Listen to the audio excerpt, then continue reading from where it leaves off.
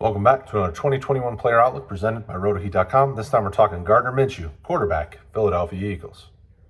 Don't forget, hit that like and subscribe, the notification icon. Stay up to date with all of the great content we're pumping out here on YouTube for you.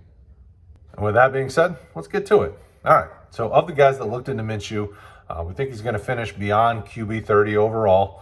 One's buying, one's holding, 5 are selling, and his ADP is going to be very similar next year as opposed to where it is currently. But we do believe he's a bit of a dark horse in 2021. If you're looking for ADP-wise, redraft ADP, he's like QB 56. From a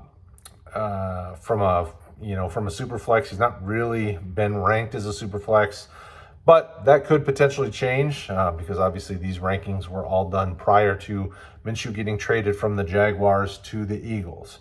The question you have to ask yourself, and this is one that I would love to have this conversation below in the comments, is why did Philadelphia trade for him?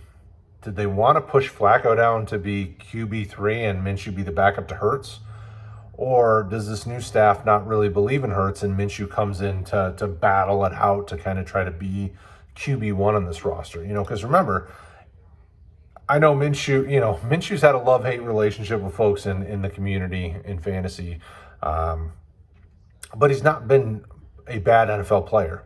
Obviously he's only like in his mid-20s, played in 20 games so far, 7-13 overall record, 62.9% completion percentage, 37 touchdowns to only 11 interceptions, a QB rating of 93. I mean, like, the numbers aren't awful. Now, obviously, the team that he's been on hasn't been great, but it's not like he's a terrible football player. Comes from an offense that loved to throw the ball a lot in college, came to the NFL, and he was fine. I know that some of the community will rib me because I enjoy the Minshew antics, and I was a Minshew maniac myself. Definitely enjoy the player, the character of the man, but when it comes to fantasy, we see him as a guy that's going to have an uphill battle trying to get playing time. Hurts has a lot going for him on the ground. He's able to add in the rushing. From a fantasy perspective, that's intriguing us. It'll be interesting to see from a real-life perspective how the team feels about that. Like I said, it's a new staff, new everything there. How does he fit in? I don't know.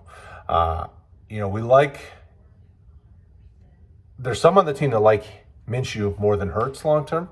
And it's probably because we've seen something from Minshew in the NFL. If Hurts bombs and has trouble, Minshew could easily see himself getting into the games. And some of the guys on the team think Minshew will eventually take over the job. When you look at the next few seasons of quarterbacks coming out of college, Minshew could make a role for himself in Philadelphia if the team sees something in him in the opportunities that he's given, if he's given the opportunities. At this point, though, we see it as he went from being a backup to being a backup. And until we see him get to be the starter in Philly, that's what he is. He came in to be the backup. So let me know in the comments below. Like I said earlier, I wanted to know your thoughts on what Philadelphia's need with the trade was.